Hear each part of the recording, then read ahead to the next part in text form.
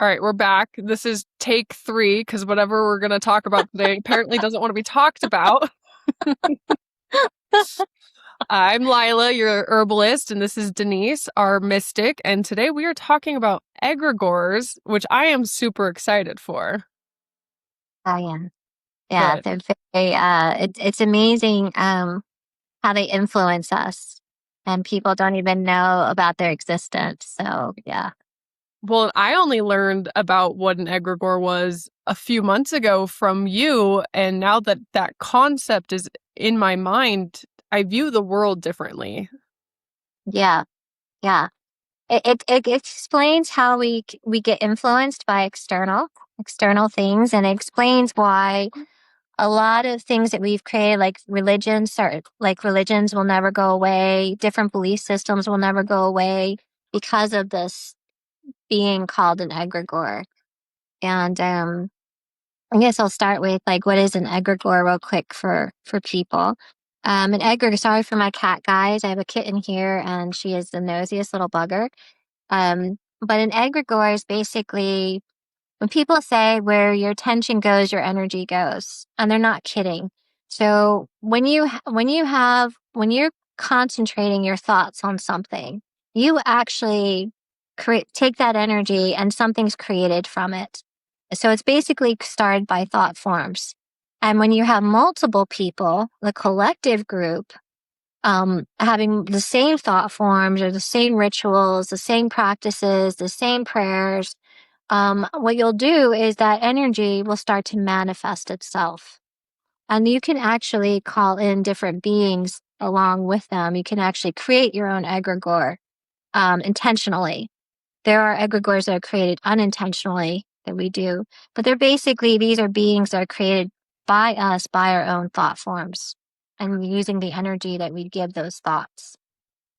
And I That think some people might know it as a tulpa in the Tibetan. That's the Tibetan teachings. They call it a tulpa. So yeah, I told you she's so bad. it's okay. But now there's 3 of us hosting, me, you, and the kitten, so it's a good number. It's a triad there, right? Yeah. That's a great definition. Can I ask you a couple clarifying questions about it? Yeah, go ahead. Okay. Um, I want to suss out like the difference between an egregore and a thought form because it sounds like do you need multiple people putting this energy in for it to become an egregore versus a thought form? So there's a whole process of our thoughts, and it's you can do both. You can do both. So if you have a continuous thought form that's going through your head, like sometimes we get in those mental loops. We get into these mental loops. They're also known, egregores have also been called demons as well. So when you yourself have a repetitive thought form that keeps circulating, what happens is eventually that thought form wants to take form. You get it so much energy, it will start to require a form. And that's where you can actually create what we call an inner demon. And then eventually, if you still continue to give it enough energy, it will release itself and become, if you stop to think about how humans are years old, if these egregores were created by the demons, that would explain the beginnings of the demons back from the dawn of time of humanity. Does that make sense? Yeah. Today? And And it sounds like once an egregore is created, it then acts independently. it can, Okay. absolutely, yes. Yeah, it'll eventually have its own, I don't want to say its own thoughts. There's a thought out there in anthroposophy that it's actually what happens is you have these thoughts that collect in your astral space or your aura. And eventually these thoughts will connect to an elemental. And if you think of like there's a belief out there that we have a cosmic system within us just like the earth does. Like we're like if you were to look at the earth from a higher perspective, you see like us, the humans, you see the animals, the ants, all the beings. But there's a thought out there that we have beings within us as well. And so what happens is in this belief system, in order to have an egregore, it's started with an elemental, and that elemental gives it its form. Does that make sense? It's like it starts to create, the elemental takes the thought forms and then it becomes the thought form and creates the being of it. So, Interesting. so Yeah. there's multiple beliefs in how an egregore is actually started. Um, Okay. so It sounds like there's some layers to it. So I had two recent experiences that I think were more like me feeling into thought forms, not egregores, but I had I have a new office neighbor a few doors down, and she is a ball of nerves. And ever since she moved in, like I could feel like something in my hallway, like walking to my office. And by the time I got to my office felt clear, but like right when I walk in, I'm like, okay, there's something here that hasn't been here before.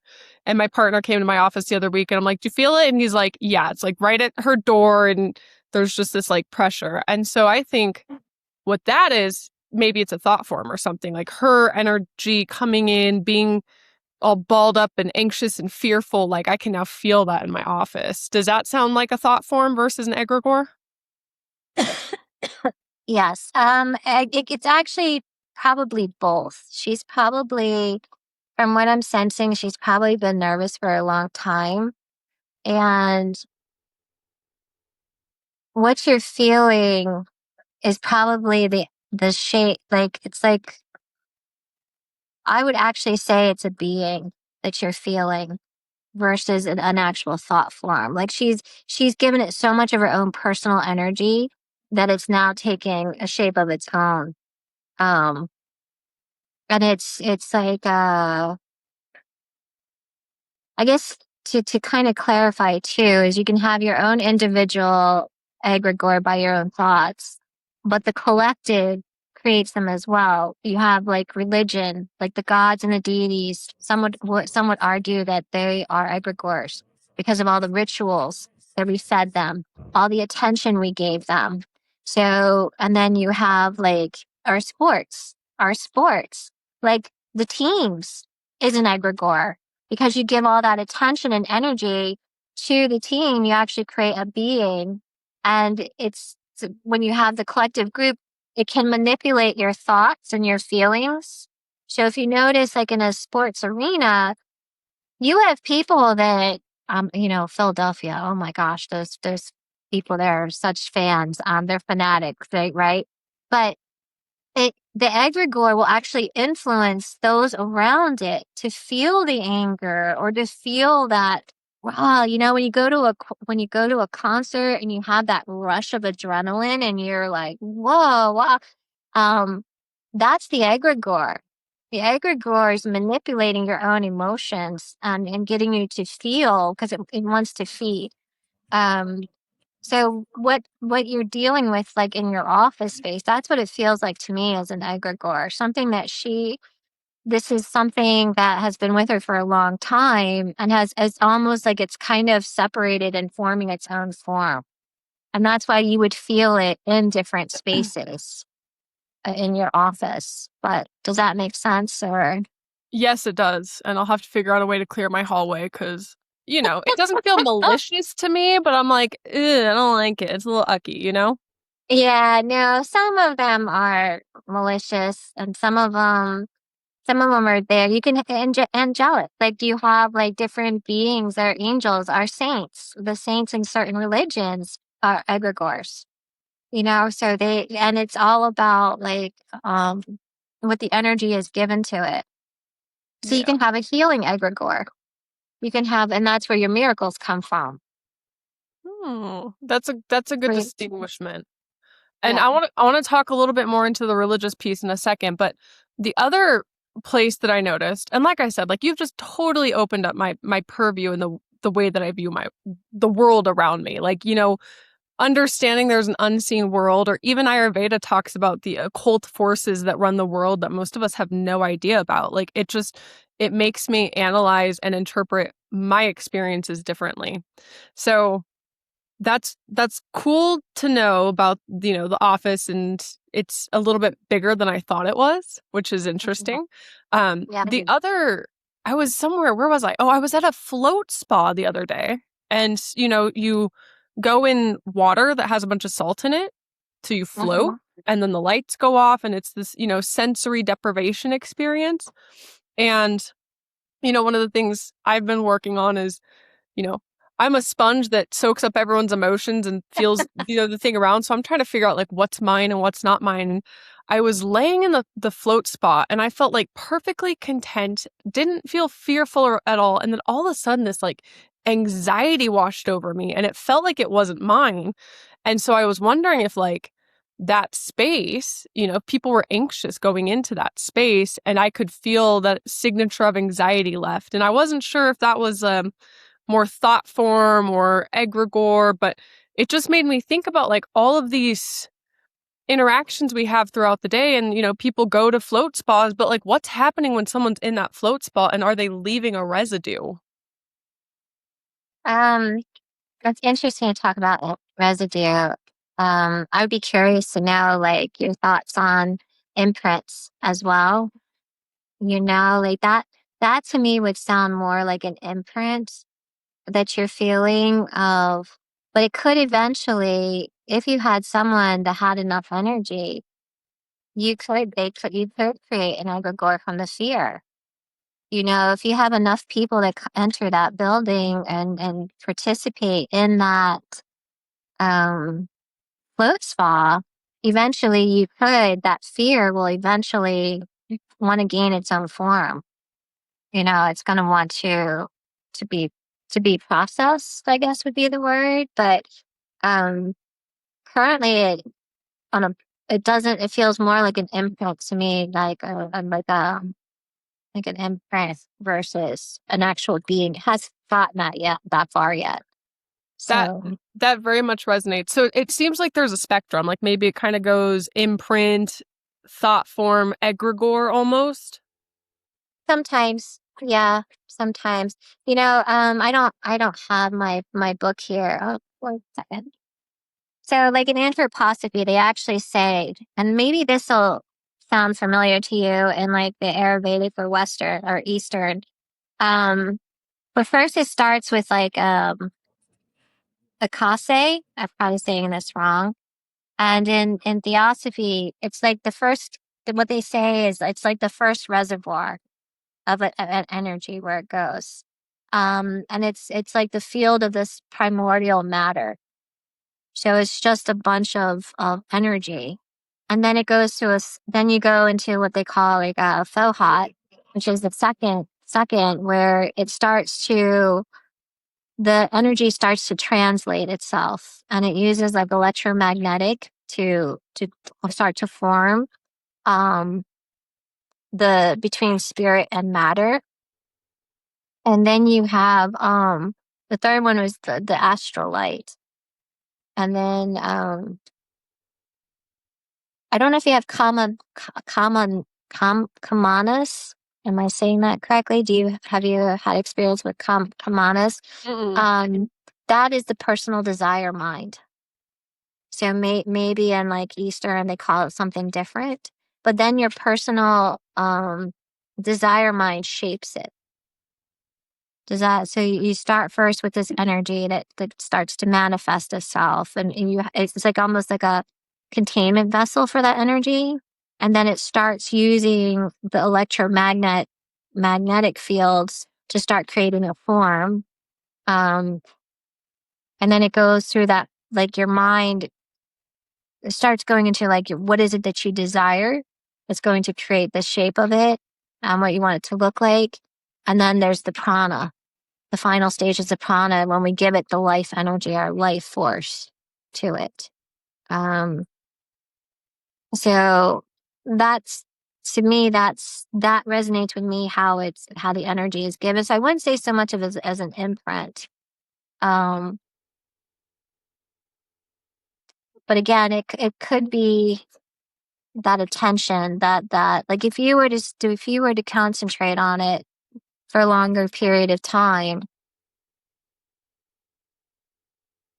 you could give it form if you wanted to, because you could quote activate it.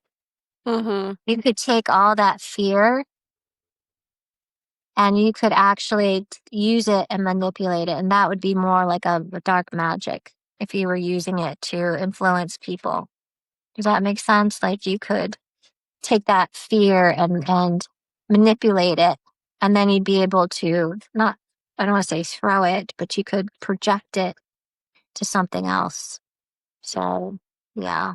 Oh yeah, that's fascinating. And Ayurveda definitely has concepts about collective thought forms and, our subtle energetic bodies and the conditioning of the mind. Like it talks about our thoughts and these kind of like grooves that are created in the mind as ghosts because they're kind of always Mhm. pulling us into the past, which is really interesting thinking about all of these different concepts of imprints and egregores and thought forms and how they're all kind of things that distract us or pull us away from right here, that are Mhm. influencing us in a way that is just taking us out of current awareness, which I think is interesting. Um, So do you see like do they think like when you get someone whose prana is really low, like their life force is really low, what do you associate as the reason for that? it can be so it can really be, I think, mental, physical, or spiritual. Mm. I think all three truly mirror each other. Like somebody can have low prana from breathing improperly, from eating the wrong foods, from living a really stressed lifestyle. Their digestive system not being able to access nutrients from food is going to be impactful. All of our modern lifestyles are things that are depleting our life force. And even mentally, right? Like if we're stuck worrying or always in fear, like that's going to deplete our prana. Um, if we are doing things that are misaligned spiritually, I think that's going to also deplete our prana. And thinking about people that are more vulnerable or susceptible to thought forms and imprints and egregores are probably people that have low barriers themselves and not a Mhm. very well formed sense of I, because although we want to get rid of the ego and we talk about ego death all the time, like we still need to have a boundary that this is me, this is not me. And as our prana gets low, I think that boundary kind of gets eroded and we just kind of become more weak and feeble and more susceptible to things playing on us. So I would assume, it'd be interesting to even think about like the clients that you work with, are these people that are depleted or, experiencing certain things in their physical and mental body, and that's kind of mirroring their spiritual issues. I think it's all very much connected. Oh gosh, you know when you just said that about the collective like that I think that's why we have so many collective egregores because of that boundary and wanting to sense of belongingness, be wanting to belong. And I think that's why you see egregores more in a group setting with people. So what you just said makes so much sense to me because it would, because we want to belong to something and it's basically, it takes that on, that sense of belonging, and uses it almost in a way against us. Yes. You Well, know? oh, go ahead. No, go ahead. Well, I wanted to tell you and I'm so glad you agreed to this topic because I want to tell you what prompted it for me. So a couple months ago, I watched this movie and it's a documentary. There's no words in it. It came out in 1992 and it's called Baraka. I think I'm saying that right. Okay. And it was this gorgeously filmed movie that just shows you life from a lot of different perspectives. And they go to, tribes in Papua New Guinea and Africa, and everything's on 70 millimeter film. So like it's gorgeous. The graphics are gorgeous. And the, score is great. Like the music that is accompanied is great. And it's like a real experience. Full disclosure, I did watch it on mushrooms. um, but I was so like my perceptions on it were like maybe not how they normally be, but I was watching it and it would take you to these places and everything felt very charged. Like there was just such a energetic charge and they would take you to some historical site from the Holocaust and then to the Sistine Chapel. And to me, they both had like a negative flavor of energy. And I started to think about how much energy we give these places. Mhm. And, people talk about going to pilgrimages and these really spiritual sites, and you go and you feel things. And I'm like, that's an egregore. Or, It is. you go to the Holocaust and you feel that, like, that's an egregore. And it just got me thinking of like, what are we doing keeping these egregores alive by, how many people want to go travel to certain places to see certain things, to experience this experience, but like what's truly happening here when we're doing this? We're feeding it. We're feeding it. We are feeding it. We are giving it our energy, our prana, our life force. It's actually doing the opposite of healing us, I believe, anyway. Um, Yes. I think that it's actually like, when you talk about those different instances in the film about, the tribes and stuff going around, it is really, again, this is why I think we'll always have religion. It'll be really hard to deflect. I know. Boom, pop, pop. Like catastrophe. It's a catastrophe going on over here. Um, she's totally destroying everything. But I think that it's you will always have like there will always religion will be really hard. Like I know like there's a lot of people who talk about like, oh, religion will take a step back. And I kind of disagree because as long as we give it our attention, I know that there's a lot of talk and people are saying that a lot of people are like the new generations are not as religious or not going to church as much. But I think that when you look at a lot of the different religions, like showing up every Sunday, you have rituals. Anything that involves like rituals over and over with a collective group of people, you're providing energy to keep something alive. And when you look at the religions of Christianity and Catholicism and stuff, they're centuries old. So they're not going away anytime soon unless we completely stop our attention to that religion. Only then will it start to die, but it will be a slow decay because it's been collecting all this energy. It's gotten so big, so powerful. And when you look at like the Catholic Church, when I say big and powerful, that's an egregore that's controlling the church to that extent. There was like I think it was I don't know if it was Great Anthony or Napoleon or Caesar, but one of them would actually ask for an egregore to open the gates. Like it was like I don't remember the whole story about it, but one of them firmly believed in a being and would ask the being to open the gates for them. So this whole thing goes back a long, long time. When you look at the straw man in the Celts, where they used to build like a being that looked like a human, and they would fill it with like people and sheep and cattle, and then burn them alive. Yeah, this is going back to the paganism. This was an old practice in the Celts. They're feeding the egregore. So it's really fascinating. Look, paganism hasn't died. It's still around. It's not to the degree that it was, but it's still here. So that tells me that that energy is still being fed. There are still people out there who practice paganism. So that will always, as long as there's someone practicing something, it will always be there. Um, when you talk about like when you think about the tribes and they're dancing in the circle and they're dancing around the circle, what they're doing is they're creating the energy. And as you notice, you'll see people getting more and more into it, and they actually get more lucid and they get more out there because they're stirring up that energy they're going into.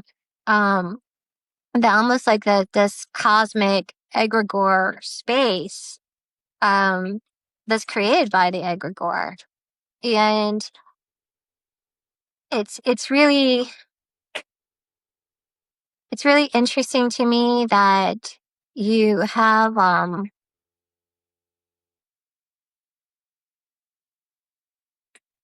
like even today people are like, well, that's in the past, right? That's in the past. There's no egregores today. Our politics are egregores, left and right.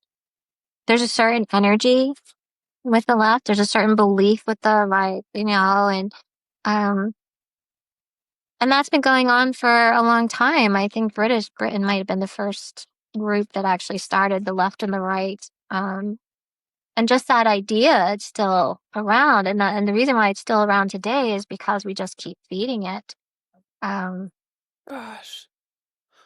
Well, so I wonder but if it goes a step farther and like America itself is probably influenced by an egregore. I mean, we were, just the way that we came to be founded, right? Like we're gonna break away, we're here for power, we're gonna dominate and conquer and expand and grow and produce and make money and like there's probably all of these emotions that fuel America, the American dream, like all of these things that America are founded on, like we're probably under the influence of regularly unless we are so aware of it not to be. well, look at if I was to ask you like the American flag, what do you immediately associate with American flag with?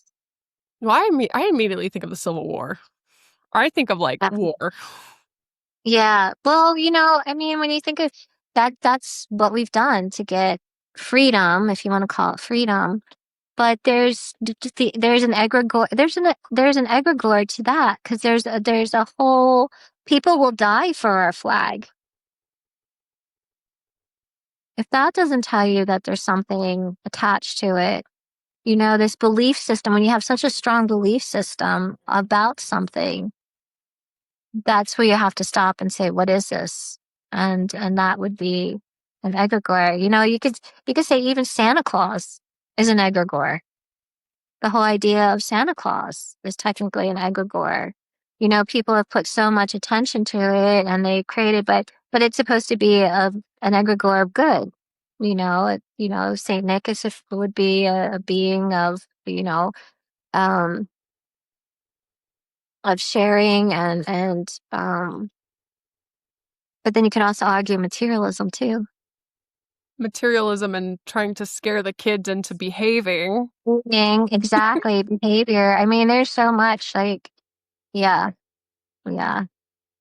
Well, I don't remember if you sent me a video, if you sent me this video or like you sent me another video and it led me to this video, but I remember watching a video on egregores and the big example they talked about was the Holocaust and how, Um, on a typical day of the week, like you're not going to get a bunch of people to start, turning on humans and killing them and doing these really, just appalling things, but they were under such a powerful, you know, entity or energy. influence. Yeah, influence, that's a good word, that was manipulating them. And then you think back to that whole movement and how much symbolism there was behind, the Nazis and how they dressed and their emblems and stuff like that probably all just continued to fuel that hate and that anger and that movement that wouldn't have been able to exist, if people weren't under an influence. Um, do you remember seeing the school teacher? He did an experiment with the Nazi. He did an experiment,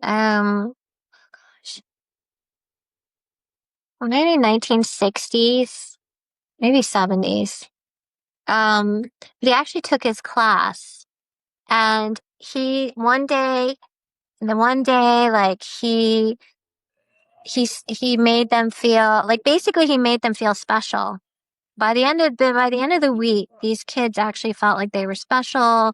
They each had their own like I forget what he started with the first day. Then the second day he incorporated like hand gestures, symbols, things like that. And then the third day he moved on to, it was like behavioral. And by the end, by like Friday, they're like, there were kids that wanted to belong to whatever this was. And they were actually like skipping their lunches and coming to this class.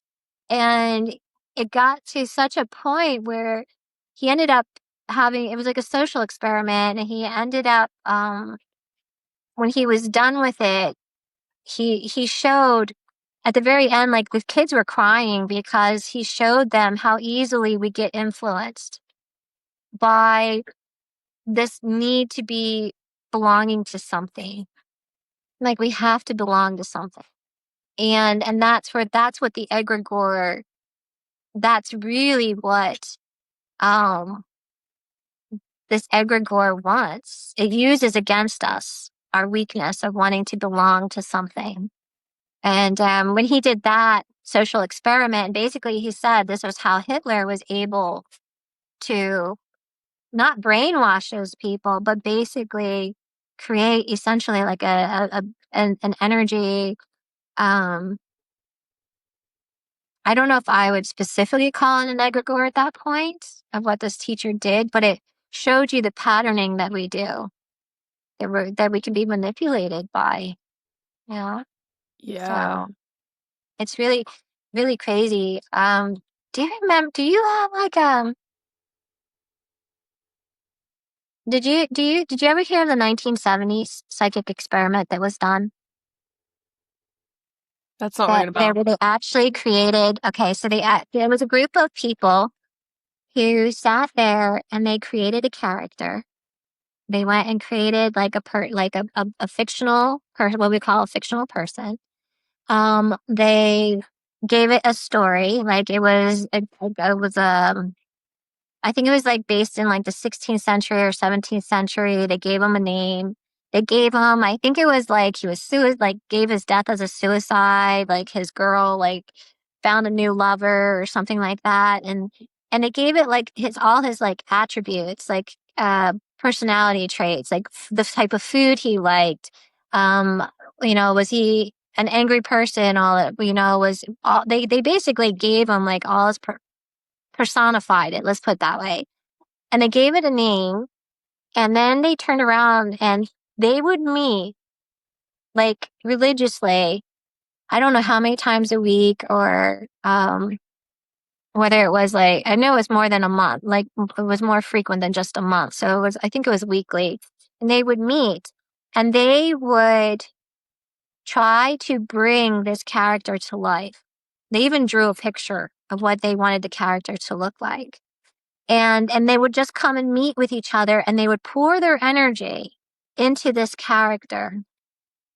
So eventually the character, it responded. It responded after a few months. It took some months and they were ready to give up. And then the table started moving. And then they started asking it questions. And it matched the answers to the story that they had fed it. So the question is, was that a being that was always there? Did they create that? And they believe that they created that being, which would be an egregore. So they put all their focus and intention into it. So they created this being. And this was back, I want to say like 1970s that they did this. So it shows you how powerful our intentions can be. And how, when our attention is huge. Like that is our biggest. Oh my gosh. Do you remember the Matrix? Yeah. Okay. So when people talk about, this is my take on the human battery. Okay. And I remember like, do you remember the part of the movie where they show like Keanu suspended and he had all the wires on him and stuff? Like he was seeing himself in that egg shaped thing. And I remember like people saying, oh, we're just human batteries and we're like, yes and no. This is my thought, is that this egregore needs to be fed. So technically we are being used for our life force. And how they extract it from us is through our attention. So I would agree with people when they say that, oh, they're going to use this as a battery system. But the difference is they're already doing it. We're already the human battery. Gosh, It's your, we were talking about something recently about that, but I remember like Monsters Inc., right? Like oh, yeah, yeah, yeah. Yes. based on true events. No. Because fear feeds, right? Like our fear really is food for something. Yeah, yeah, exactly. Exactly. But It's I would definitely say that our attention, because look at, like, um, I don't know how many, I don't know if you, I don't know if that your clients have like come through and if you're able to, if you have someone who scrolls a lot and they're complaining of fatigue, I don't know if you assess like for, well, how often do you scroll during the day, like on your phone? If you have someone coming in with fatigue, um, but if you ever notice, and I know for me, like there are times when I've been on my phone like all day and not by choice, it's like seminars and stuff like that or whatever. And I'm tired. By the end of the day, I'm exhausted and I'm like, what is that? Well, that's your attention. You basically just drained your life force into your phone, which you could even say your phone is an egregore.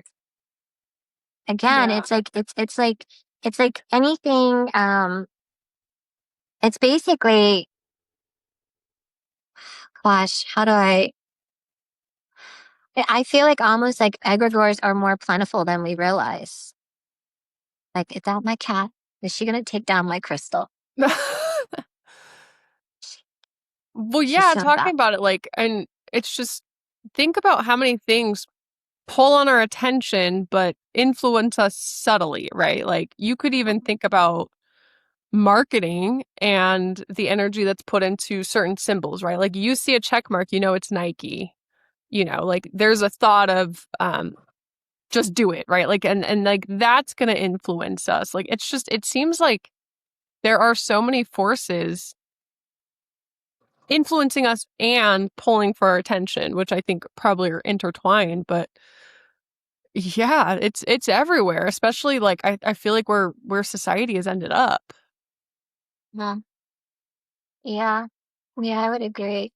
I would agree. Um, yeah. Do you know like I only know of the tulpa and the egregore, but like with their Eastern, is there anything that would be um have you heard of any others? Like I know like the Jewish, I think they have like the golem, but that's like a clay, like you build it out of clay and then you pour your intentions into it to give it form. So that's something similar with it too. But um have you come across, now that you know about the egregore, have you come across anything similar to that like in your studies? Um I'm just thinking about like the closest equivalent I can say is like an Ayurvedic psychology talking about the collective creating thought forms that influence us. I think that's probably the most similar concept, and I'm trying to think if there's a Sanskrit word I can recall that encompasses that um, concept. But you know, Ayurveda talks about how our minds are very impressionable, and Mm. you know, the more repetitive something is, the deeper it gets engrooved in you, the more power it has over you. And so, like, part of coming into a state of balance, right? Like, this would be not having mental disease, mental issues, you know, not being bipolar or anxious or depressed or, you know, schizophrenic or any of these things. Like, just to have clarity and intelligence and just be in balance, like, you have to kind of undo all these grooves and bring awareness to them.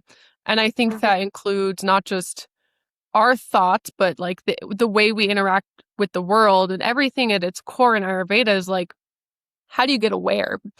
From the moment of like, okay, you're going grocery shopping, that grocery store and the energy in that grocery store is going to impact how healthy that food ends up being for you. If you shop angry, if the store that you are in is just an unhealthy environment, like that is then what you're going to absorb.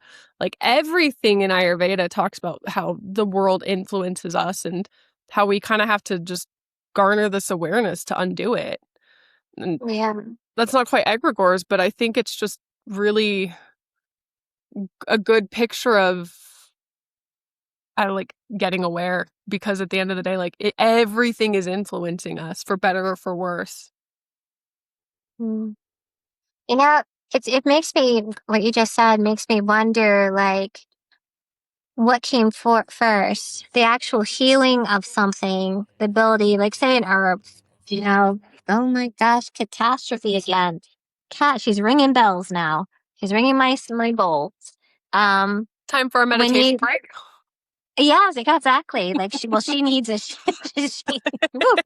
Anyway, gosh darn, she's got the zoomies of all things. But, it makes me wonder, and maybe you can see what your thoughts are, is when we designate certain objects as healing objects.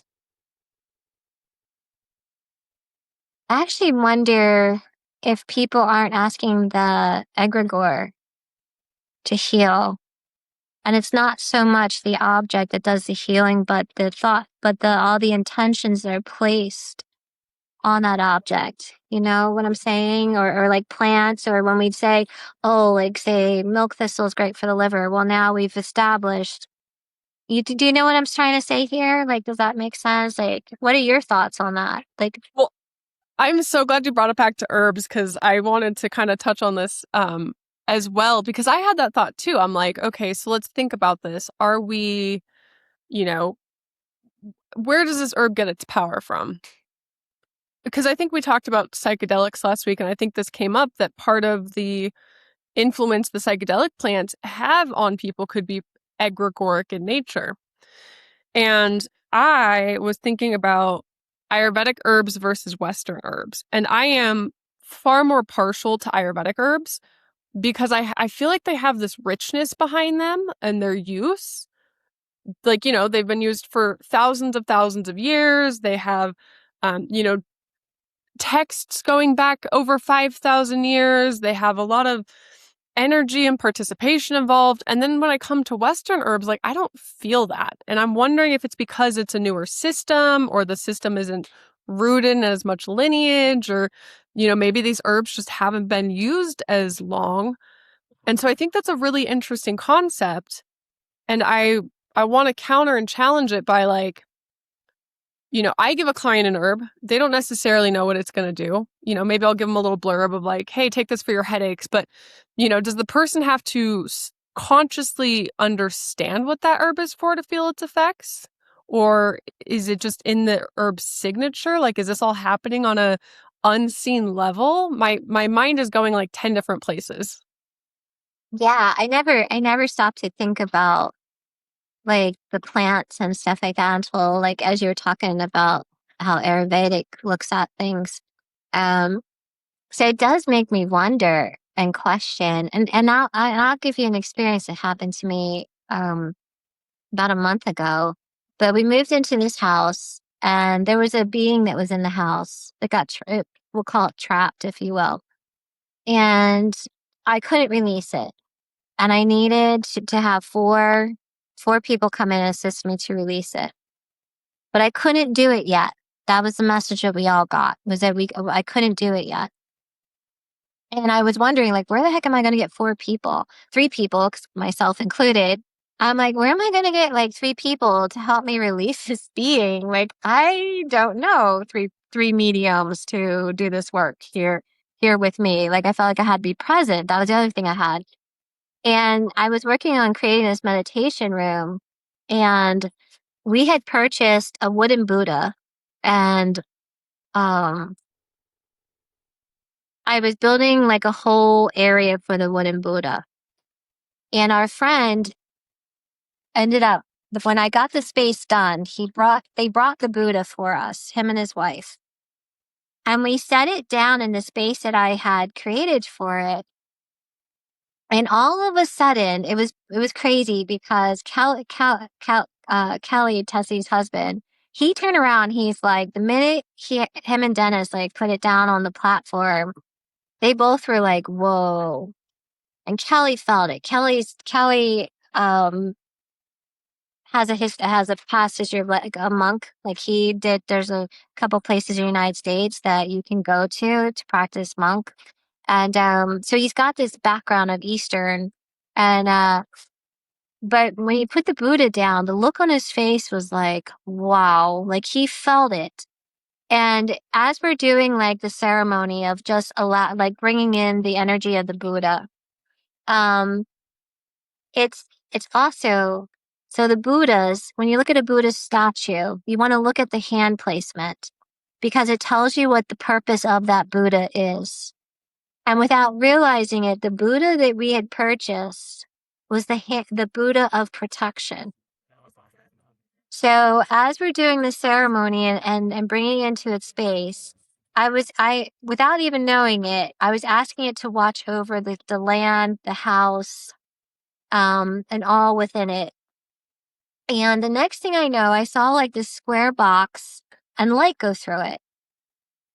And I didn't think anything of it. I'm like, okay. And then a few days later, I'm talking to one of my friends with Tessie that was there. And I start asking her, can you be a part of helping us release this being? And as I'm talking to her about it, I felt like it wasn't in my house anymore. And I'm like, and I turned around to Tessie and I said, I don't think it's there anymore. So she's like, she's sitting there and she's like, no, it's gone. And then she's like, oh my gosh, we had 4 people. We had 4 people there. And there we go again, ringing the bell. But we had 4 people there. But I honestly think that we had to bring in that energy that's associated all the centuries of people praying to the Buddha, doing the rituals with the Buddha, the ceremonies with the Buddha. I think we literally called in the being of the Buddha of protection and it cleared it for us. Am I making sense here? Like how I'm describing it? Like Yes. it was so wild to me. And that's what really hit home to me that um the attention that we give something, how it can be used in nefarious ways and also in good ways as well. And I realized that wow, this was it was that's where I started connecting like the deities and the gods and the goddesses and everything else. To me, they're just egregores. And we gave their energy. We told them what to be. And we created them. We assigned their stories. We gave them mythos. We created their archetypes. We did all that stuff. And when people call in on people, I actually think they're calling in the egregore of that being and not the actual god, a goddess. It's actually the the egregore that's attached to it. Yeah, that's super interesting. And once you said there was 4 people, like I got full body chills. Um, Yeah, it was really crazy, but I think we needed that energy of all this, whatever this was, this being that was in the house, and the reason what started me looking for the being in the house was because my dog wouldn't go down the hallway. And that's where I started questioning, well, why won't my dog go down the hallway? Why is it just he he would only go, we had construction done and we thought, well, maybe it's the construction that was happening. But now my dog goes up and down the hallway like it's nothing. He goes into their rooms and just, he's stealing shoes and all kinds of stuff. But so it tells me that it's not just something that was made up. Like I think animals are really strong communicators and can really sense that unseen world. And it was so odd because like literally the next day he's going up and down the hallway, like nothing like was there, and it's pretty crazy. oh, that's cool. Well, and I would buy that Well, I don't know because I do believe there was some sort of Buddha. I believe like, Jesus did incarnate and walk the earth, but I could definitely subscribe to the egregore theory. And when you think about like a system like Ayurveda and yoga, which are steeped in Eastern mysticism and philosophy, they're metaphors. Like they are metaphors at the end of the day. They are like a lens in which to view and understand the world from. And really, like if we stick in that metaphor, yeah, maybe there's not literally a Krishna or a Kali or a Tara. Like maybe they are just the energies, or maybe they were beings that were once here that, then became egregores, like, tying this back into religion. Um, Archangel Michael come in. Everybody loves calling in Archangel Michael. And so I think that's a really interesting way to think about it. And I was going to save this topic for another day, but it makes me think everybody likes to call in ancestral energy, right? Like, we're clearing, let's bring in some ancestral energy to protect us. And I had a meditation teacher tell me one time, he's like, your ancestors are not hanging around to protect you. They're like on to the next thing. They reincarnated, they're doing their own work. Like they're girl, like your great great grandma has better things to do than watch over you. And at first Yeah. it was a little bit like, oh, but like when I thought about it, I'm like, yeah, like we're not meant to sit here and hang around Earth and, So I'm thinking like, what if ancestral energy or, calling in the ancestors is really just calling in an energy? Like not like a literal do you know what I'm trying to Yeah, I explain? get what you're saying. I get what you're saying. It's interesting because ancestral, uh, ancestry, ancestral work in the spiritual community has never resonated with me. It's never resonated with me. I can't get into it. Um, I want to say like I there's a belief out there that I know people think they have to do all this ancestral work and clear their family lineage of karma and all this stuff. No, you don't. It's you. You take care of you. And then if you say your great grandmother, that's moved on, she wants to take that energy that it's up to them what they want to do. Just because you're not clearing it. This belief is that you're not clearing it for your ancestors. Because one, they might not even be around, but two is that they have to decide whether they're going to take that clearing because you might be messing up lessons for them. Interesting. You could be changing their path. So it's more about you doing the work for you. And honestly, and I think there's a lot of trickery in and ancestors because you have to, not every ancestor is of the light. So what you're calling in may not have good intentions. And I remember when I took this class with this teacher and we were going to do psychic surgery. And she was telling us to bring in our ancestors to help us. So, and she said that if you start to do it, there's like a whole system, like you would rate them, their energy. And she said anything below 80, don't mess. They're not, you want to set your goals for like a higher ancestor. And I think of how many people go and just connect, call in an ancestor and don't check that. It's like they think that ancestor has good intentions for them, but they don't. And I say this because I had an experience where I have an indigenous grandmother that shows up every once in a while for me. And she always has two scouts with her. And I remember we were in a client session and all of a sudden she shows up during the client session. And I'm like, and she's telling me that she's got it. She'll do it. My grandmother's my indigenous grandmother has never done that. She has never said she'll do it.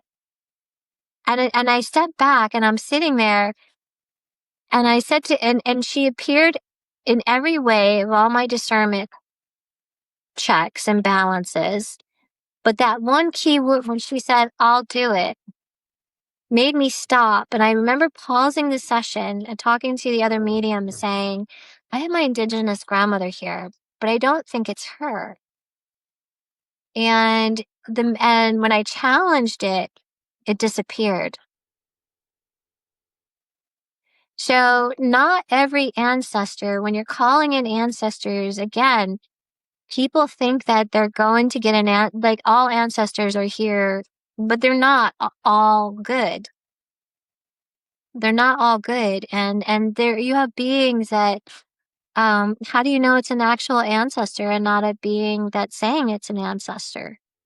Mm, You know, that, it can, if you're clairvoyant and you're looking at it, and it can make itself look like it's from the 1600s. Like it can make itself look like any shape that you designate as an ancestor. You see what I'm saying? Like it's so, and ancestral ancestor work, I feel like is another, and it keeps you stuck in the past. mm, yeah, 100%. Well, so when I think about that made me this a couple different things just to like reiterate on. When I think about breaking the ancestral trauma, breaking the karmic cycle, we're here to be, the disruptors of the family lineage and, stop carrying on these things. To me, what happens is we're raised by parents who are raised by parents who instill certain values and, certain thoughts and certain insecurities. All the women in my family are concerned about weight and looks, and, that gets passed down.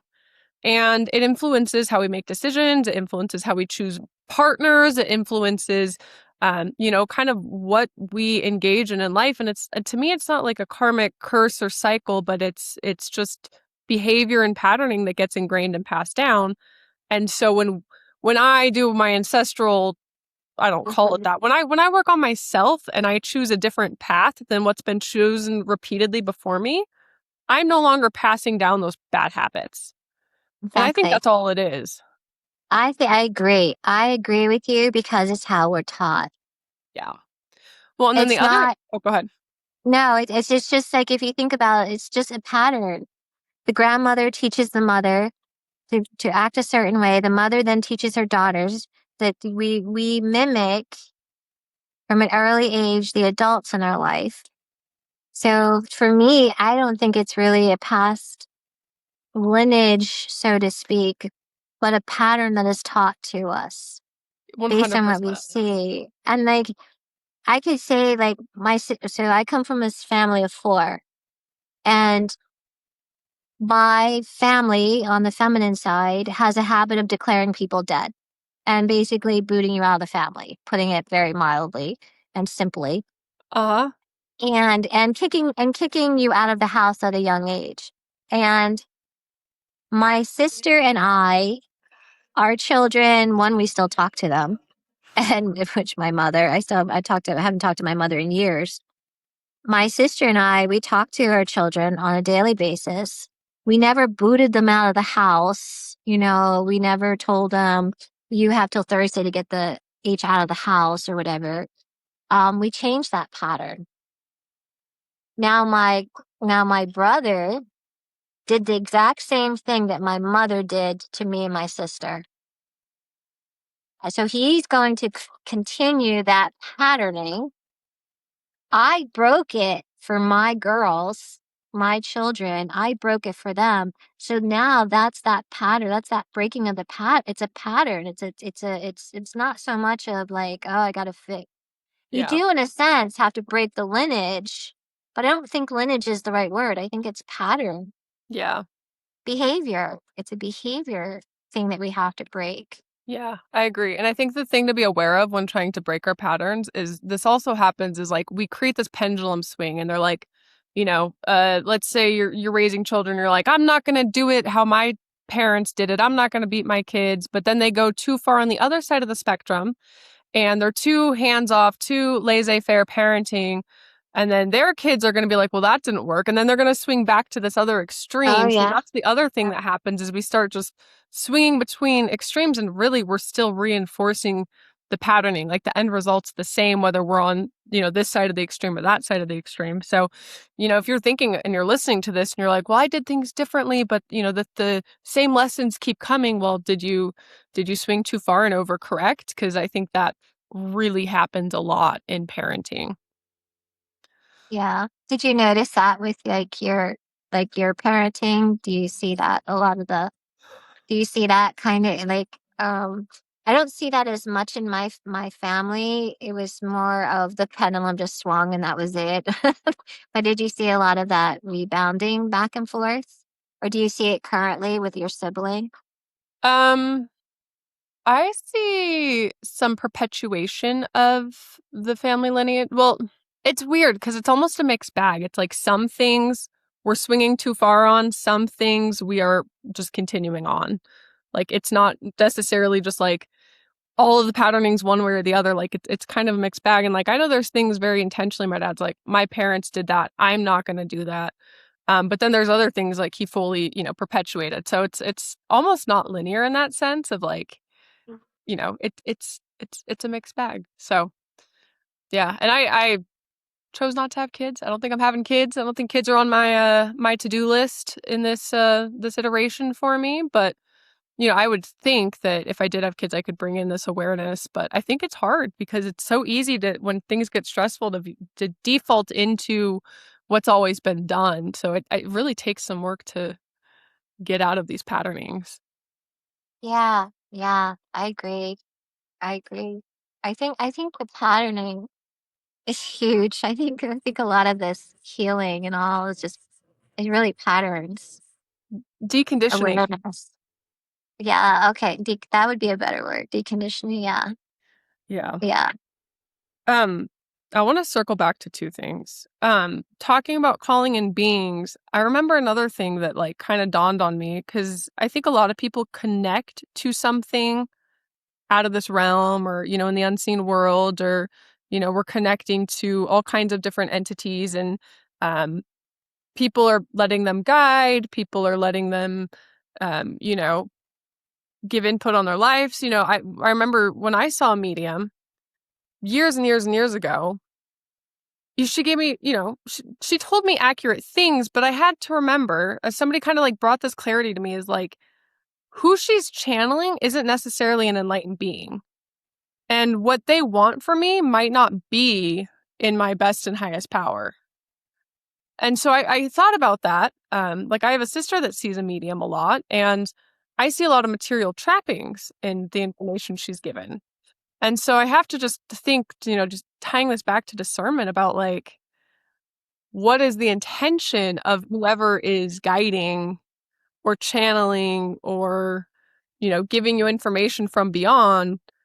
Past, is it benevolent, but like, is it for your enlightenment? Because that's my end goal in life is how do I evolve in my consciousness? And so anything that doesn't get me there might not necessarily be for my highest good. Yeah. No, yeah. You there's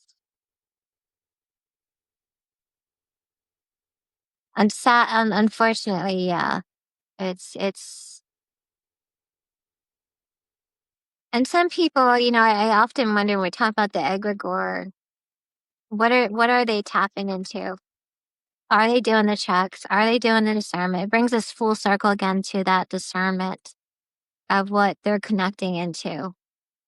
And I think a lot of these channelers in the new age, I think they're actually just tapping into like possibly an egregore, feeding them information. Um, so yeah, it's fascinating to me that gosh, have you know Dungeons and Dragons, right? Yeah. Everybody knows Dungeons and Dragons. This is where I have to say kudos to my mom because my mom must have been intuitive because she would only she let me do it once, like participate in one. My school did it, like as an after school event, and but I had an issue. Um, this person has been doing Dungeons and Dragons for over 11 years with the same group of people, and what people don't recognize, this is where video games also create the egregores too. But in Dungeons and Dragons, that's all about creating egregores because you're creating your character, You are stating what your character is going to be, a bad elf, good elf, whatever it's going to be. Some of them draw it. They give it, just like that psychic group in the 1970s did. They drew it, they draw it, and then they name it. And then you think about if they're meeting like once a week or once a month, and they've been doing it for 11 years, that character starts to take a form.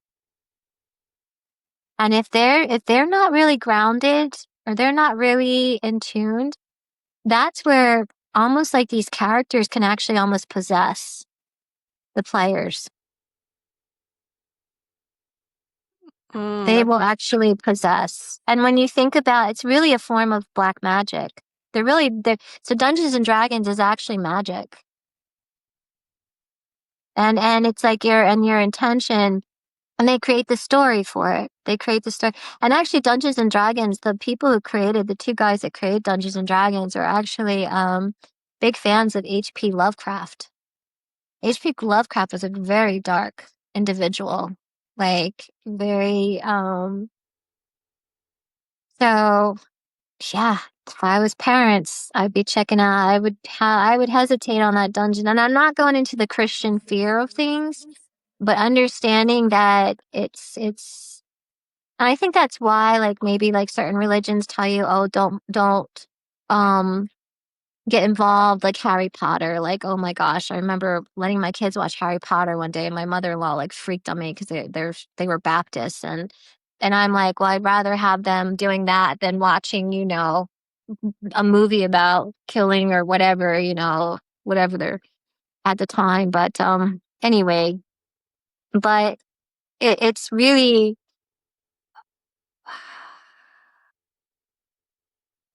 I think that's why, because if you don't understand what you're actually doing, you can create a lot of trouble. And that's why I think religion puts the brakes on things and says, you cannot do it. They say it's the work of the devil or what, but they don't tell you why.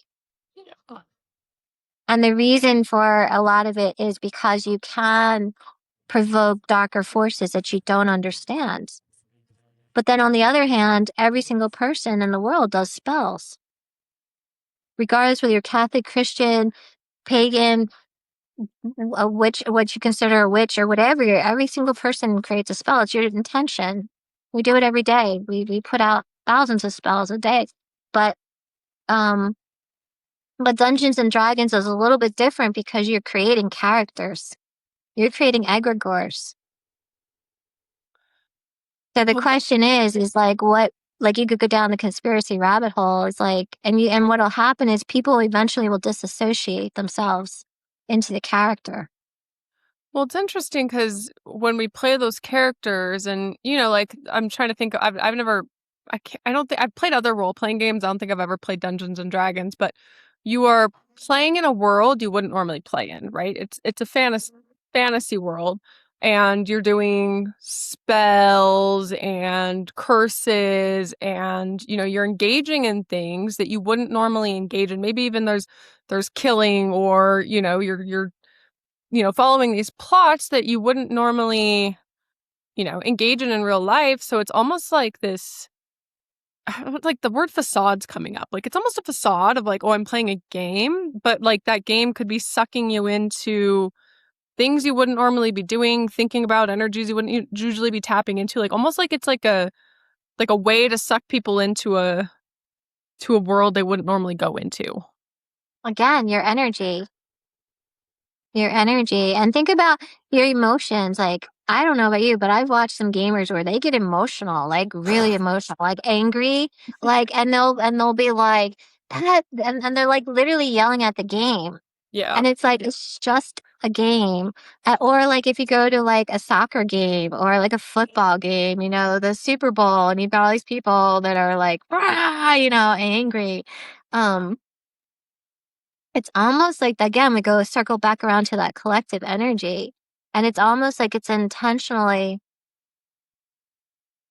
yeah, you could really, if you started looking at a lot of these games, because it's almost like, I think that the reason why we don't value life like we used to is because games make it seem so nonchalant. Oh, that person, they make killing seem so easy, and yet they don't, like, oh, I'll just get another life. Boom, there it is. And it's like, um, but it's like, the question is, what are you feeding your attention to? 'Cause kids will spend hours, not even kids, adults. Adults spend hours playing games. So what are they feeding? What's attached to that game that their energy is being siphoned from? Like, I do believe like the matrix is already happening, people. Like, they're not going to connect us to wires or anything like that for our battery. We're already doing that. And Yeah. it was like I think this guy in the 1960s said the biggest commodity in the world is our attention. And they knew that in the 1960s. And they've used that against us all this time. Like, keep us focused here. Um, so the matrix is already happening. I hate to tell people that. You're already like doing your energy. Attached to you're already attached to something, Oh, you yeah. know. Well, that goes back So to our first episode of not giving up your sovereignty or your power and, control where your attention goes so you aren't, as susceptible to that. Um, do you remember, it wasn't the first time we met, but do you remember at the apothecary when I told you, Denise, there's something in the basement? oh God. Yeah. Yeah. And you're like, I'll check it out. And um, I think if I recall correctly, like a being was created from somebody who worked there who was listening to some like really dark rave music. Oh yeah. Oh my God. Do you I remember am that? so yes, yes, yes. I do remember now. Yeah, because when these like, it seems like nowadays, these raves are, you think about what are they doing? They're increasing the energy. It's just like, the indigenous, how they would go in a circle and then they would start to get frenzied, because they're stirring up the energy and they're bringing up all this energy. But that's what a rave does. And a rave is just basically feeding an egregore of some kind. You're literally feeding as you're creating that energy, and you think you are like, some people get euphoric during the raves and stuff like that. That's something that's attaching to you and taking your energy. Like, it's willing you. It will actually, an egregore will do anything to self-sustain itself.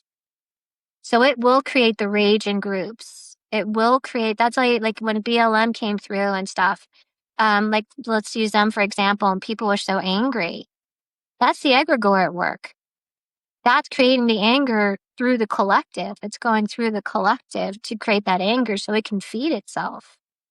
So Mm, it's just like the rave, it's just creating that energy, or even like some of them get, some of these outfits people wear to these raves are very sexual, so you have to wonder, and I had, it was funny because that girl actually, the employee talked to me. She was a part of a band as well, but she talked to me how she was doing this song like in a dedication to Isis, and she said she felt like Isis energy coming through her in her movements and all. And people said, "Oh, I could see Isis through you." No, it was the egregore that was coming through her, not Isis. I don't believe anyway. I think it's the energy that we've given to a being named Isis, like we talked about earlier, that that's she was channeling. She's actually just bringing in the egregore into it. But yeah. yeah, a lot of when you think about, and it was funny because when I was talking to her about the music, she's like, "Well, no, it's not. People think it's hate and anger, but you're yelling. You're raising your voice. The frequency is not, it's jarring, and I don't know how you think that that's going to create change in the world when you're doing your political rant. Like, I don't get that. Like, and maybe someone can correct me. But to me, that's not having like an open communication. That's not, you're just screaming, and you're just, Yeah. but that's that anger again. Like, and she said it's not an anger. And I'm like, but you're raising your voice. It takes a whole lot of energy. Like, the amount of energy you and I are using to talk casually right now versus the music, like the thrash metal or whatever, that rah, rah, rah, that creates takes a lot of energy of projection to go along with it. So I would argue and disagree with. Yeah. I would argue and disagree with that. Well, Um, well, and I'd have to say, like, this is probably more energy giving than energy depleting to me, but I don't have a lot of emotion in it. And I think it sounds to me like, she was getting really emotional, right? Like, we're in reactive state of, we need to fight the power or, like, whatever her yeah, political agenda was, like, it was, being fueled by emotions. exactly. Yeah. And that's basically, if you think of an egregore, it's basically mental energy. Yeah. And So it whatever she needs the created in that emotions. whatever she created in that basement was I didn't like it. It was Aki. I do remember that. Yeah. Yeah. But that was the energy that was attached to the music. Yeah. Yeah. And she gave it basically form, like, yeah. Oh, Yeah. It's really fascinating when you stop and you think about how, and it's getting easier and easier to create these things because our energies are changing. We don't need the rituals anymore. So it's so much easier to create these beings. And they know that. These people that use these beings against us and manipulate us know that. They know that. yeah. So Okay, yeah. there's one more place I want to circle us back. So we kind of touched on herbs and, possibly are they being influenced or, getting their powers from an egregore, a thought form, it made me think of like placebo. And you brought up milk thistle specifically. And this is an herb I have a little bit of a gripe with because it has become everybody's go-to liver herb. Everyone's like, oh, anything going on with the liver, use milk thistle. And in my clinical experience, the way I've been trained, and my mentor is just a man seeped in truth. Like I respect him so much. He's not dogmatic. He's very just, he's one of those people that you're like, that man is in his calling. And milk thistle to me is a great hepatoprotectant. It can protect the liver from toxins, but if somebody has like a congested liver, you know, um, liver is sluggish, it's not doing its job. To me, milk thistle is a really poor choice, but it has become to me like the liver darling herb.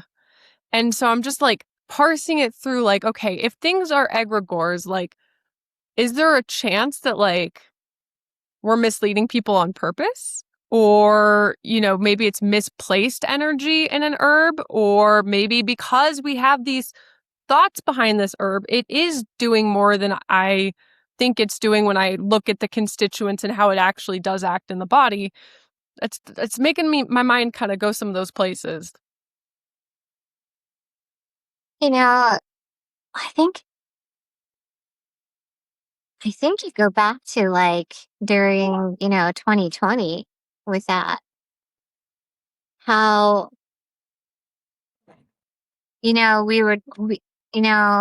people were saying that, oh, when you get, the shot that, oh, women were having increased clotting, they were having increased like issues with their menses and stuff like that.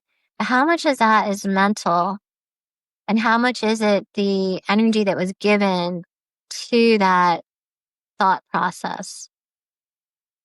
Like when you talk about the herb itself, it makes me think like, again, it brings you back to what's actually healing. Is it really the plant or the intention that's attached to the plant, which would be the being attached to it?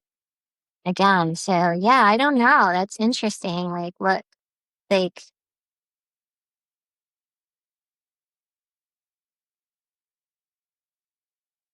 yeah, I don't know. I don't know what the answer would be for that. Like, Yeah. One thing I yeah, come to as just like I try to understand the world.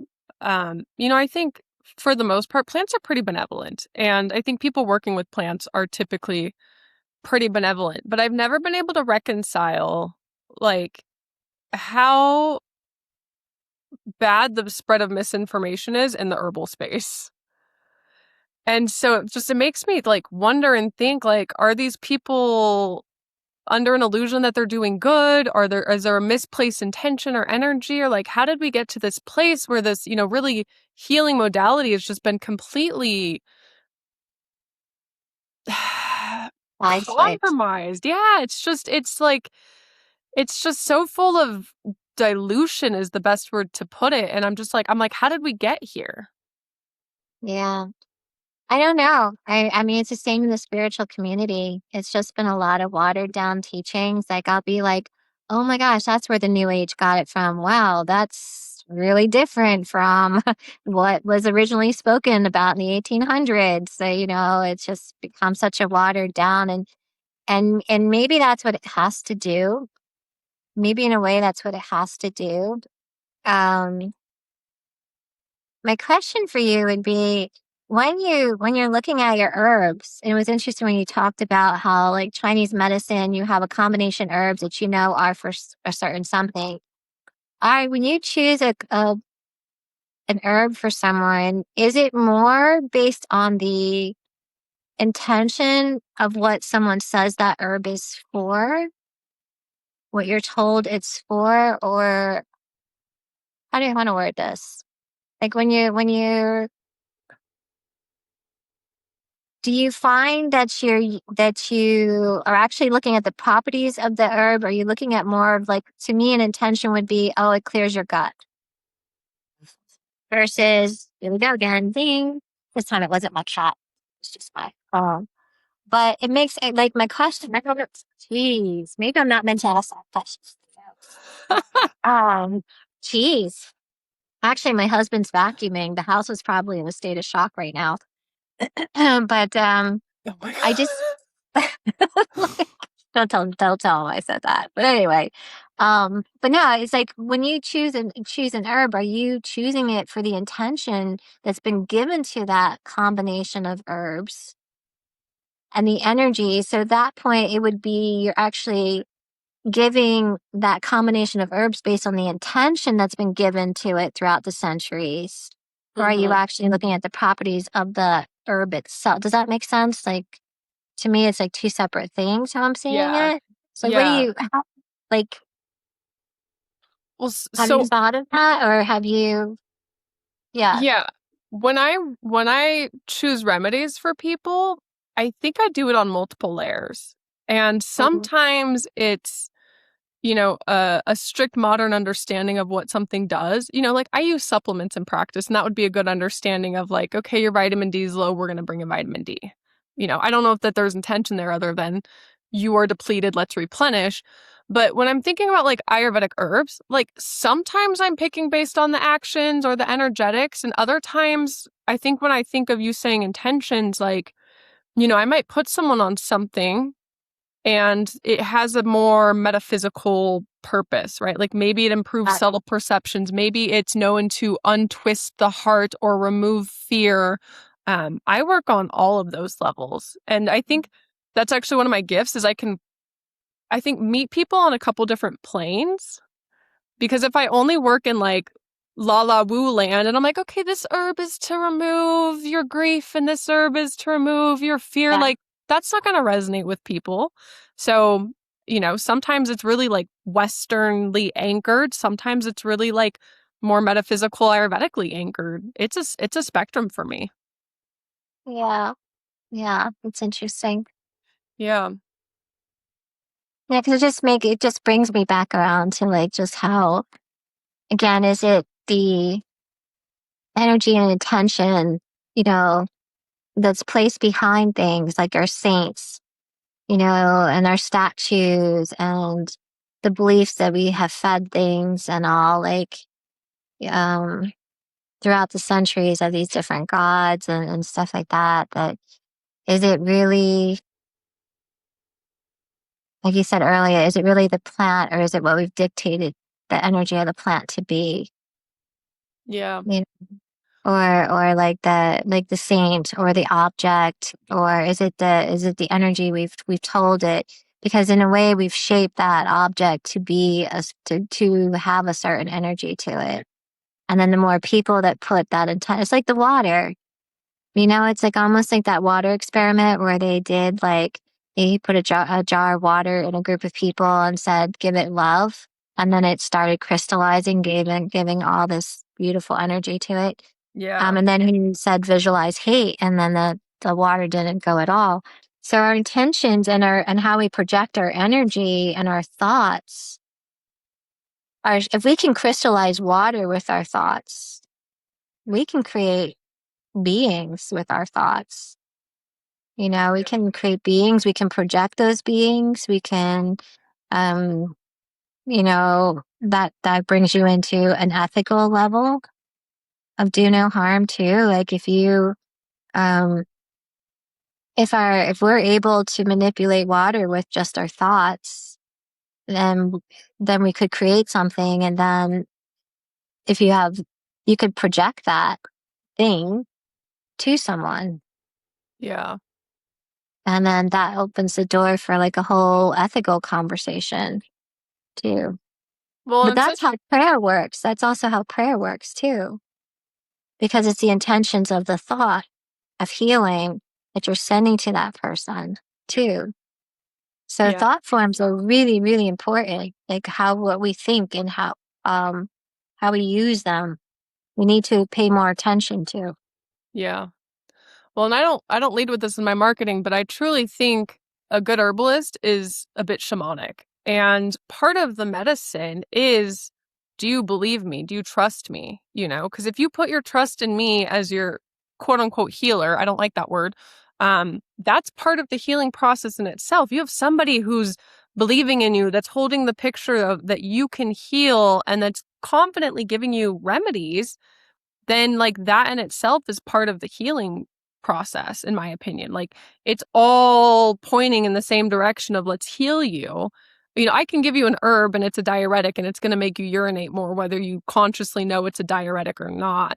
But I think as like part of the exchange of the work I do, it's not just like the herbs, it's the whole interaction. It's the conversations we have. It's knowing you are supported. It's, you know, me confidently saying like any amount of healing is possible. Like that's part of it. It's all part of it. So I Yeah. think the tensions are very much present.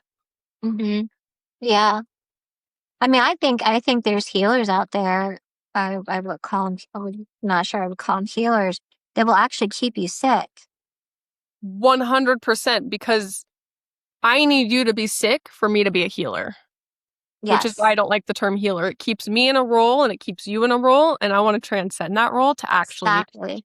Yeah, get you and it's get you ego, better. and it's like ego, and it's like, um, yeah, it's a very we project thoughts all the time onto people, Yeah. um, with that, and I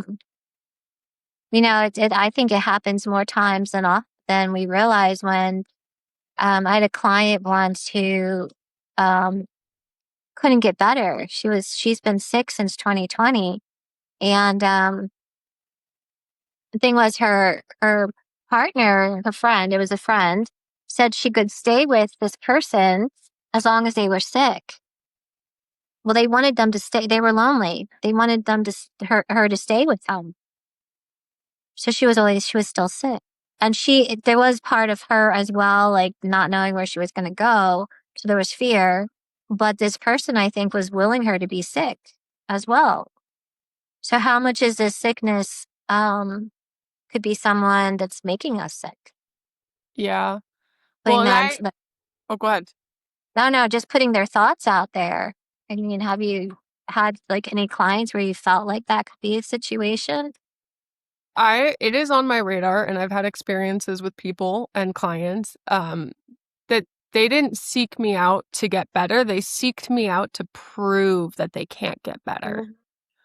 And that's something you have to be really consciously aware of because I'm not going to waste not that I don't want to say waste my time, but I don't want to reinforce, you know, Yeah, what you're trying to reinforce. And so there's certain people that, hey, continuing our work together is not a good idea. I can't help yeah, you. I can't help you if you don't want to be helped. And I think there are people that are just, they want to be complicated. They want to be identified with their illness because that's the mask they're choosing to wear and it's comfortable. And that's in the healing space, like you have to be so hyper aware of and discerning of what is this client's intention with me. I have clients that just want to hang out with me. Like I know that they're there just because they like me for whatever reason. And that's okay. But I'm like, I'm aware of that dynamic. Yeah. And I just, it's, so many people come to this work being wounded themselves that if you're not aware, like you are just reinforcing each other's, Yeah. stuckness in the illusion. Exactly. Yeah. Yeah, I can see that. I can see that. I mean, it's almost like kind of like um, almost like I don't want to say like what is that? The by proxy thing where you make yourself sick? You Oh, know, like, like I think mentally we can make ourselves sick, but I think the by proxy is like a physical where you make like you physically do things to yourself. But I also think we can create our own sicknesses. yeah, I think that like if you believe something's going to, I had a guy who was so like believed things were going to happen to him. He was actually literally creating this stuff. And I'm like, dude, stop it. Like ask yourself, why do you, because he wanted to be in this constant state of like panic and fear. It was like almost like he liked that hyper state of like just nervous, like he enjoyed like his nervous system being jacked up. I don't know too many people enjoy that, but yeah, you can just keep yourself in that loop of yeah, stuff. And yeah, it blows my mind that people would want to do that. But yeah, I know when you said that, it's like a reminder for me with some of my clients as well. yeah. So Well, and I don't think people are necessarily conscious about it.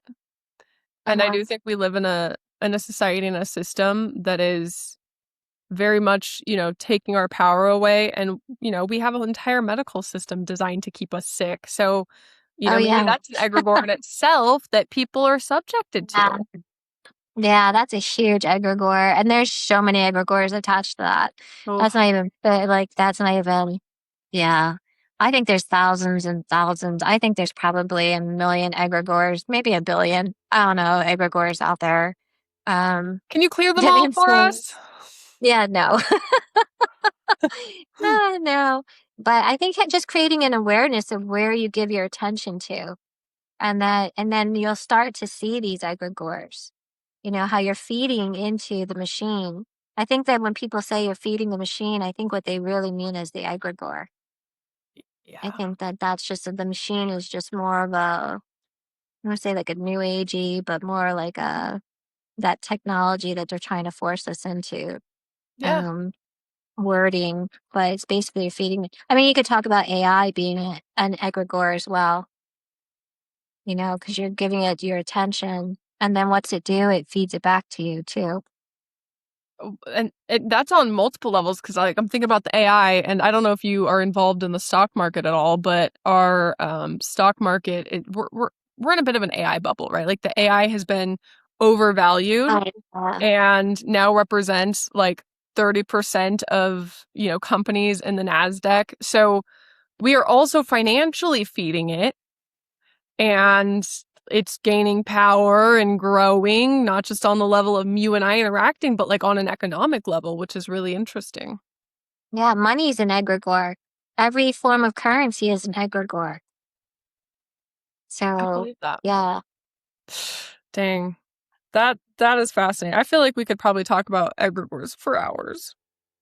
Yeah, once you see them, you can't undo, like unsee them. Yeah. Um, but again, it's like that unseen that manipulates us, Yeah. and is often used against us. But the minute the key the people someone says the key to dissolving an egregore is to take away the attention, Mm-hmm. is not feed it. And the best way not to feed it is not to give it attention. So, yeah. That's great. Um, Gosh, I just want to say, I feel like we're wrapping up, but I had a click moment of the watered down teachings on both herbalism and spirituality. What if they're designed to meet people where they're at? Like, because not everybody's ready for the depth that you offer, and they're sure as hell not ready for the depth that I offer, but maybe a more diluted, less sophisticated layer of the things that we believe meets someone where they're at and moves them just a little bit forward on their path. I think you, yeah.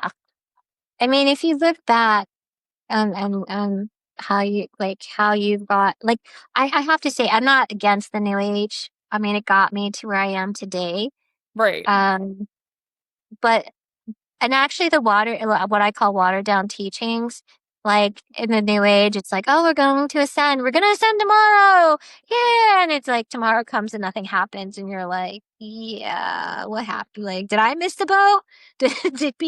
Are people ascending and I missed it? Yep, you Oh go my gosh. southeast. You left without me. No. So I'm not downing the new age, but I think I would hope you would get to a certain point where you'd be like, it's just the same. You would recognize it's the same stuff over and over. And then that puts you into that state of, well, what else is out there? Like and dive deeper Yeah. into certain things. And, it would be, I would imagine like for an herbalist, maybe like for you, like, did you start with Ayurvedic first and then go into Chinese because did you find that you needed a stepping stone with the one first? And then would you say like you needed the Chinese medicine first before the Ayurvedic or whichever one you did first in order for you to fully embrace like the next one or to understand the next one? Yeah. Yeah, I see the question. And, I grew up with a very unsophisticated level of Western herbalism, and that was my entry point. That was my gateway. Yeah. And without that, would I have been inclined to walk this path?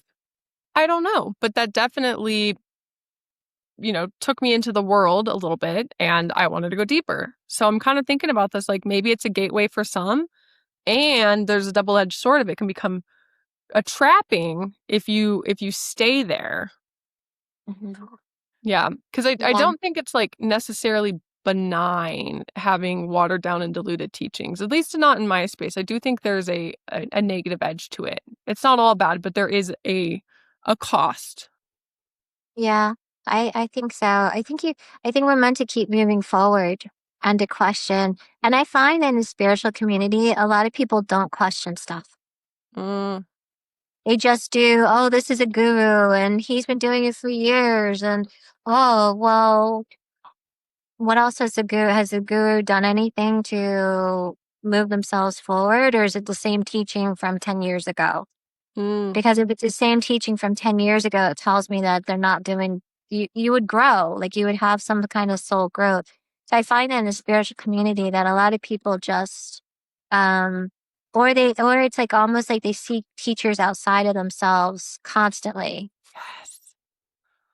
Yes. constantly. And every time it was like, I rarely signed up for classes. It was more of going inward and doing the study work myself. Not so much. I don't know if that's what you found with the herbalism, but rarely did I take a class. Did I get an okay to like, yes, this is the definite class you need to take it? And I look at, oh my God, when we moved here, I was looking at all my old notebooks from the classes I took. And I'm like, okay, that's bullshit. That's bullshit. That's bullshit based on my experience now, So I would send out a word of caution to people. Um, yeah, Yeah. I would send it like keep moving forward, keep studying, keep looking into things deeper. Go deep. I always get the words Mm, go deeper. And then I'm like, oh God, okay, so there's more to it. All right. And then, sure enough there is. I'll get guided to study, and I find like a lot of the information that I'm being guided to is older, yeah. Well, you and know? all of my herbal teaching has been under one mentor. And whenever I step out and I take a class from somebody or think about, a program, like it just ends up being so far out of alignment for me. And I'm Mm, like, why did I do that? Every time I try to venture yeah. out, I'm like, this isn't it. Like I was gifted the mentor I needed to, I think, get the information through that I need. And every time I try to like expand my purview in the herbal space, it's just I'm disappointed, and I'm like, well, that was a waste of money, or that was, though that, taught me what not to do, or something. It's that sounds a little arrogant, but it's in that vein of like, wow, this is just really diluted stuff. Yeah. So, Yeah. Yes, ma'am. all right, any Oh, any parting any parting words on egregores? no, I think I think people need to watch where they're putting their attention and their thoughts. And the only way we can really get rid of these egregores is to not give our attention to them. Yeah, Yeah. I Being love that. mindful of our thoughts. I mean, if we can crystallize water, what else can we? It brings me back to like when I was thinking of the woman who wrote Frankenstein. That would be an egregore in a sense. Mm, You know, back in the day, was she actually talked? Was the story really about a physical being, or was it something that they created? Giving the prana the life force. When you sit there and you break it down from a spiritual perspective, what was Frankenstein that's really? interesting. Yeah. Well, and I love it. It all comes back to just being aware, and I think not being um trapped into seeing the world as you've always seen the world. Like, just start questioning everything. Like, that was my journey, is like, why is it like this? What are we doing? And that Yes, expands your yes, purview. yeah. Always question, question, Yeah. question. Yeah, All yes, right. man. And when you think you know it, start all over again because you Yep. don't. Yep. And tested 1,000 times. Like, people think they're living Yeah, off intuition and it's their monkey mind. And, you have to yeah, continually test your intuition to see if it's good or not. yeah. Exactly. Yeah, yeah. Well, thank you Yep. for doing this with me. Oh yeah. Till next time, right? Till next time. All right. Bye. All right. Bye.